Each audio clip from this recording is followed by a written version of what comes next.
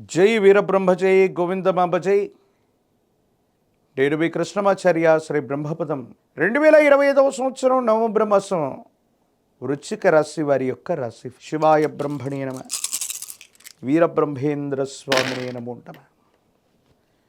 ఒక విచిత్రవంతమైనటువంటి గ్రహగతిని మనం చూడబోతున్నాం. కొన్ని అంశాల్లోనేమో విజయం, మరికొన్ని అంశాల్లో అద్భుతమైనటువంటి విజయం, మరికొన్ని అంశాల్లో ఏమీ చేయలేనటువంటి పరిస్థితులు.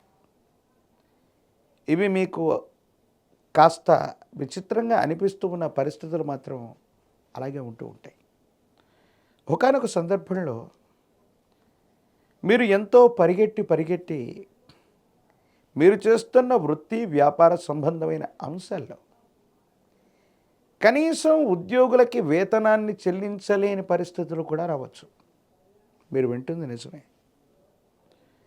ప్రతి మాసంలో ప్రతి వార్షికంగా జరుగుతున్న టర్నోవర్ జరగకపోగా మీరు ఎంతో పరిగెట్టి పనిచేసినప్పటికీ కూడా ఆకస్మికమైన దురదృష్టం వల్ల వ్యాపారం సరిగ్గా నడవకపోవటం, లేదా అద్భుతంగా నడిచిన వ్యవస్థలో ఏదైనా నష్టాన్ని నివారించడానికో నష్టాన్ని పూరించడానికో అధికంగా ధనం ఖర్చు అయిపోతుంది. దీనివల్ల ఉద్యోగులకి వేతనాన్ని చెల్లించలేకపోవటం, భాగస్వామ్యులకి ఇవ్వవలసిన లాభాలు ఇవ్వలేకపోవటం, లేదా నెలవారీ ఈఎంఐలు కూడా సరిగ్గా చెల్లించలేనటువంటి పరిస్థితులు కూడా ఒక్కొక్కసారి వస్తూ ఉంటాయి. ఏమిటి ఇంత గొప్పగా కష్టపడుతున్నాం, ఇంత గొప్పగా ప్రయత్నం చేస్తున్నాం, పరిస్థితులు ఎందుకు ప్రతికూలంగా ఉన్నాయన్నటువంటి ఆలోచన కూడా మీకు కలుగుతుంది. ఇది ఒక పార్శ్వం మాత్రమే. మాసాంతరానికి వచ్చే వరకు మీ మేధస్సుకు పనిపెట్టి దేహాన్ని కష్టపడకుండా మీకున్నటువంటి కొంతమంది ముఖ్యమైనటువంటి వ్యక్తులు అవ్వచ్చు, స్నేహితులు అవ్వచ్చు, వారితో సమాలోచన చేసి మీ ఆలోచనలని వాళ్ళతో పంచుకొని మీరు చేసే గొప్ప ప్రయత్నాలు విదేశాల నుండి కానీ దూర ప్రాంతాల నుండి కానీ పెట్టుబడులని ధనాన్ని తీసుకొస్తాయి.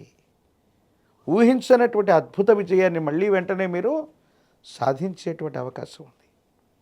అంటే అతివృష్టి అనావృష్టి లాంటి పరిస్థితులు మనం వినడమే తప్ప మన దైనందిన జీవితంలో ఒకే మాసంలో తీవ్రమైనటువంటి కష్టాలు ఒకవైపు, అద్భుతమైనటువంటి విజయాలు వెనువెంటనే, ఈ రెండు అంశాలని మీ జీవితంలో మీరు ఒకే మాసంలో చూసే అవకాశం కనపడుతుంది. కాబట్టి వృశ్చిక రాశి జాతకుల యొక్క దైనందిన జీవితంలో మిశ్రమమైనటువంటి ఫలితాలు కలుగుతున్నాయి. కాబట్టి మీరు చేసే ప్రతి ప్రయత్నంలో కూడా తొందరపడకుండా నిదానంగా ఆలోచించి నిర్ణయం తీసుకోవటం చెప్పదగిన సూచన.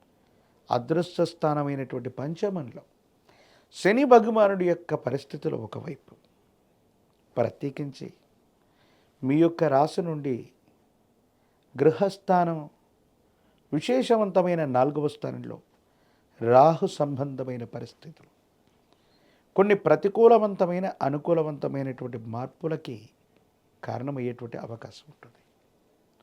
కొన్ని సందర్భాల్లో మీరు తీసుకునే నిర్ణయాలు ఎవరి మీద ఆధారపడకుండా ఏ వ్యక్తి అభిప్రాయం లేదని మీరు భావన చేస్తుంటారు.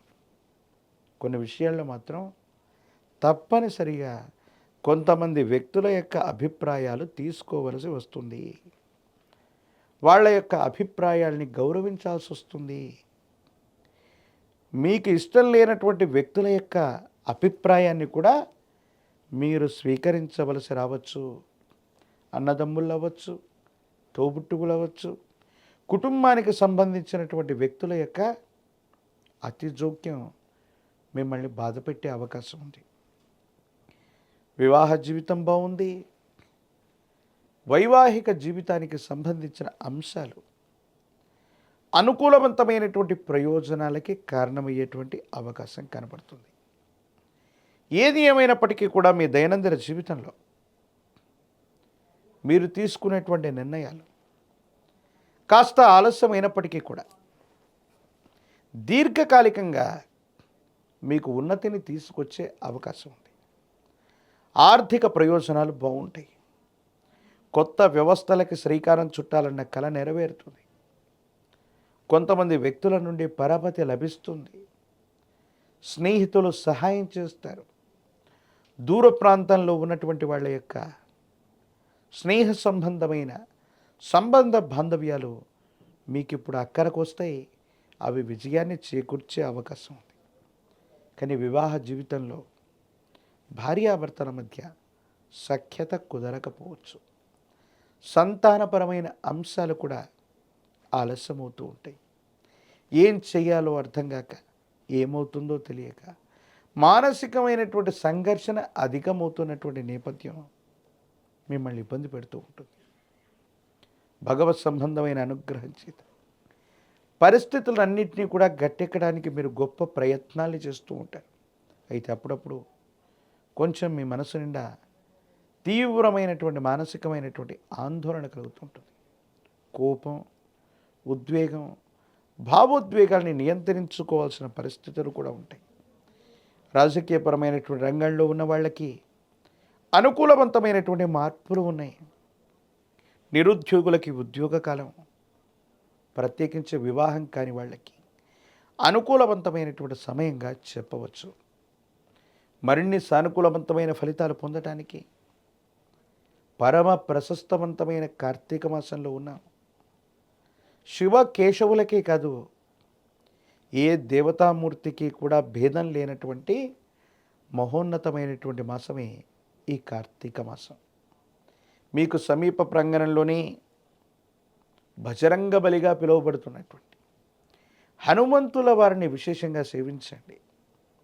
స్వామివారికి కనుక తులసి దళాలతో కట్టిన మాల, తులసి మాలని స్వామివారికి సమర్పించిన, లేదా తమలపాకులతో కట్టినటువంటి మాలను స్వామివారికి అందజేసిన, 108 అరటిపళ్లతో కనుక కదలి అర్చనను చేయించిన, హనుమంతుడి యొక్క స్తోత్రాలని గనక పారాయణ చేస్తున్న, సమస్తమైనటువంటి ఇబ్బందులు తొలగిపోవటమే కాదు, అనుకూలవంతమైన ఫలితాలని మీరు తప్పకుండా పొందేటువంటి అవకాశం కనపడుతుంది.